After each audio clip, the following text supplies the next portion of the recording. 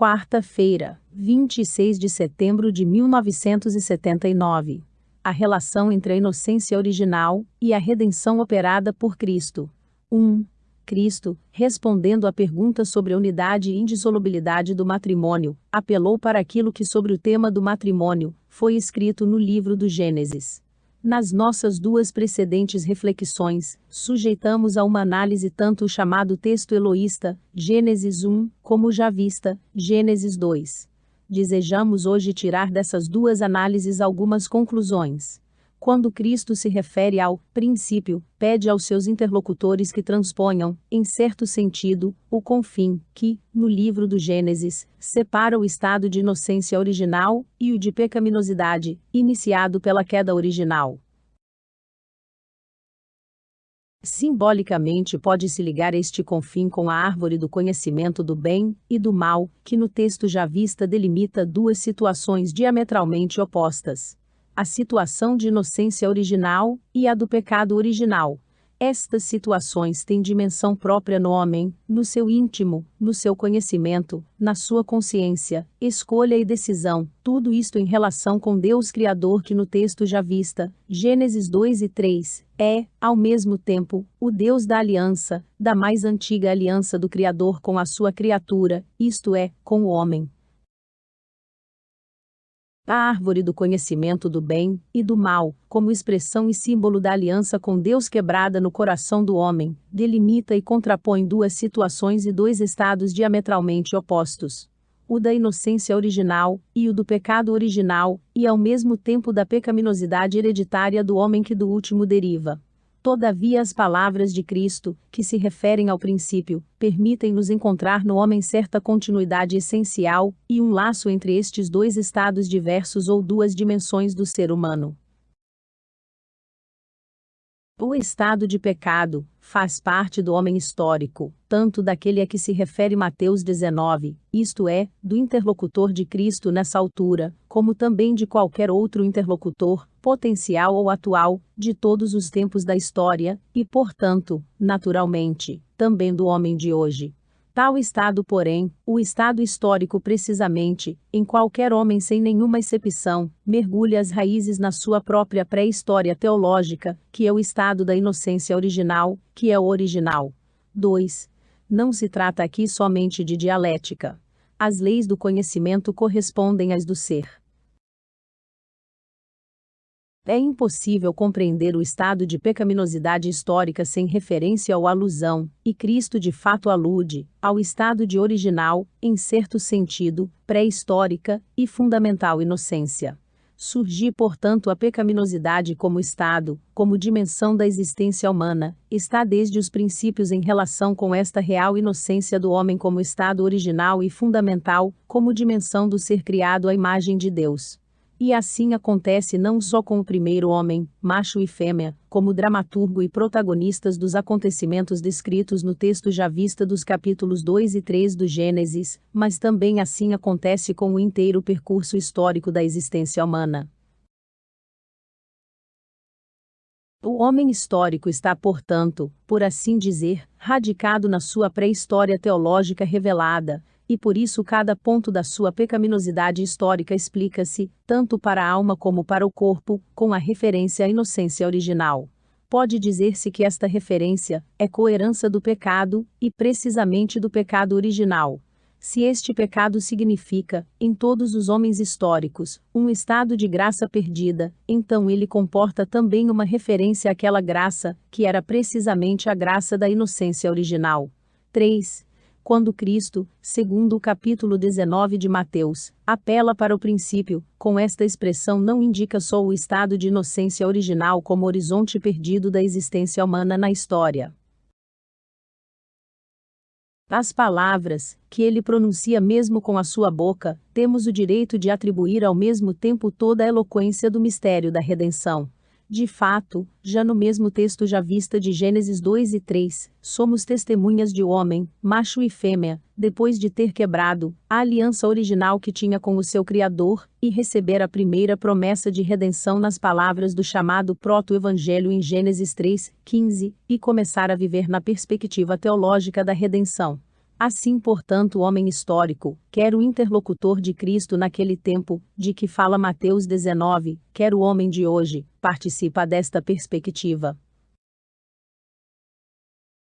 Participa não só da história da pecaminosidade humana, como sujeito hereditário, e ao mesmo tempo pessoal, e não repetível desta história, mas participa igualmente da história da salvação, também agora como seu sujeito e concriador. Ele está, portanto, não só fechado, pela sua pecaminosidade, a inocência original, mas ao mesmo tempo aberto para o mistério da redenção, que se realizou em Cristo, e por meio de Cristo. Paulo, autor da carta aos Romanos, exprime esta perspectiva da redenção, em que vive o homem histórico, quando escreve: também nós próprios, que possuímos as primícias do Espírito, gememos igualmente em nós mesmos, aguardando a libertação do nosso corpo. Romanos 8, 23.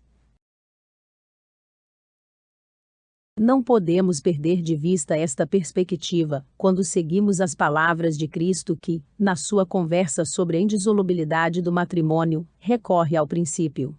Se aquele princípio indicasse só a criação do homem como macho e fêmea, se, como já insinuamos, conduzisse os interlocutores só atravessando o confim do estado de pecado do homem até a inocência original, e não abrisse ao mesmo tempo a perspectiva de uma redenção do corpo, a resposta de Cristo não seria de fato entendida de modo exato. Precisamente esta perspectiva da redenção do corpo assegura a continuidade e a unidade entre o estado hereditário do pecado do homem e a sua inocência original, se bem que esta inocência tenha sido historicamente perdida por ele, de modo irremediável. É também evidente ter Cristo o máximo direito de responder à pergunta que lhe foi feita pelos doutores da lei e da aliança, como lemos em Mateus 19 e em Marcos 10, na perspectiva da redenção, sobre que se baseia a aliança. 4. Se no contexto substancialmente assim descrito pela teologia do homem-corpo, pensamos no método das análises seguintes, a respeito da revelação do princípio, em que é essencial a referência aos primeiros capítulos do livro do Gênesis, devemos logo dirigir a nossa atenção para um fator que é especialmente importante para a interpretação teológica. Importante, pois consiste na relação entre revelação e experiência. Ao interpretarmos a revelação a respeito do homem, e sobretudo a respeito do corpo, temos por motivos compreensíveis de referir-nos à experiência, porque o homem-corpo é percebido por nós sobretudo na experiência. À luz das mencionadas considerações fundamentais, temos pleno direito de alimentar a convicção de esta nossa experiência histórica dever, em certo modo, fazer alto no limiar da inocência original do homem, porque relativamente a ele mantém-se inadequada. Todavia, à luz das mesmas considerações introdutórias, devemos chegar à convicção da nossa experiência humana ser, neste caso, um meio de algum modo legítimo para a interpretação teológica, e ser, em certo sentido, indispensável ponto de referência, para que devemos apelar na interpretação do princípio. A análise mais particularizada do texto permitir-nos a chegar a uma visão mais clara. 5. Parece que as palavras da carta aos Romanos 8, 23, que citamos, indicam do melhor modo a orientação das nossas investigações centradas na revelação daquele princípio, a que se referiu Cristo na sua conversa sobre a indissolubilidade do matrimônio, Mateus 19 e Marcos 10. Todas as análises seguintes, que a este propósito, serão feitas com base nos primeiros capítulos do Gênesis, refletirão quase necessariamente a verdade das palavras paulinas. Nós próprios, que possuímos as primícias do Espírito, gememos igualmente em nós mesmos, aguardando a libertação do nosso corpo. Se nos colocamos nesta posição, tão profundamente concorde com a experiência, o princípio deve falar-nos com a grande riqueza de luz que provém da revelação, a qual deseja responder sobretudo a teologia. O prosseguimento das análises explica-nos por que, e em que sentido deve esta teologia ser teologia do corpo. A exegese cristã, a começar de Santo Ireneu, contra as heresias.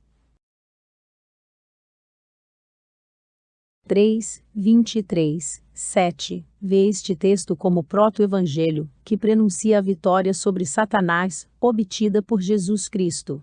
Embora nos últimos séculos, os especialistas em Sagrada Escritura tenham interpretado diversamente esta perícope, e alguns tenham contestado a interpretação messiânica, nos últimos tempos está-se a voltar a esta sob um aspecto um pouco diverso. O autor javista une, de fato, a pré-história com a história de Israel, que atinge o seu vértice na dinastia messiânica de Davi, a qual levará ao cumprimento das promessas de Gênesis 3:15, conferir. 2 Samuel 7:12.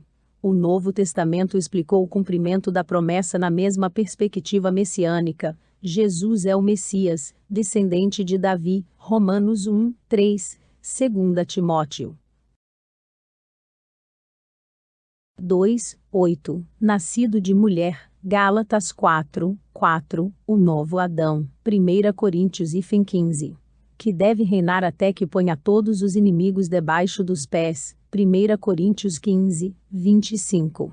E por fim Apocalipse 12:1-10 apresenta o cumprimento final da profecia de Gênesis 3:15, que embora não sendo anúncio claro e imediato de Jesus como Messias de Israel, leva todavia a ele por meio da tradição real e messiânica, que une o Antigo e o Novo Testamento.